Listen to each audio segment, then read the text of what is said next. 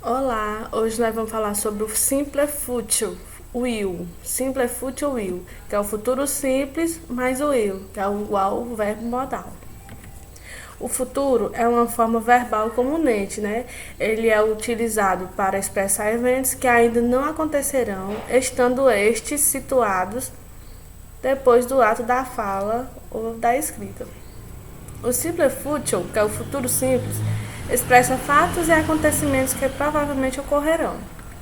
Futuro simples em inglês é construído pelo verbo modal ou auxiliar will, ou pelo menos como um shall, seguido do verbo principal no infinitivo sem o to.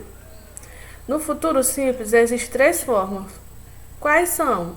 É a forma afirmativa, negativa e interrogativa. Na forma afirmativa, para formar uma oração no will, future, basta colocar o verbo auxiliar will antes do verbo principal, né? Exemplo: I will follow you. I will follow you. Eu te seguirei. I will dream of you tonight. Eu sonharei com você esta noite. Na maioria das vezes, o will ele é utilizado na forma contratada, ou seja, abreviada, né? Exemplo: I will get tonight. Eu não ficarei quieto. Na forma afirmativa, é o will com o verbo modal, ou seja, ele precisa estar. A frase precisa sempre de outro verbo para funcionar, né? Se tirar o will da frase, ela continua fazendo sentido, mas mudando o tempo verbal. Forma negativa. Para usarmos a forma negativa, colocamos o not após o verbo auxiliar will. Exemplo: I think will not drive. I will not drive. Eu acho que não viajarei. Podemos fazer a forma contraída do will mais o not, ou então o won't. Exemplo: I won't drive tomorrow. Eu não irei viajar amanhã.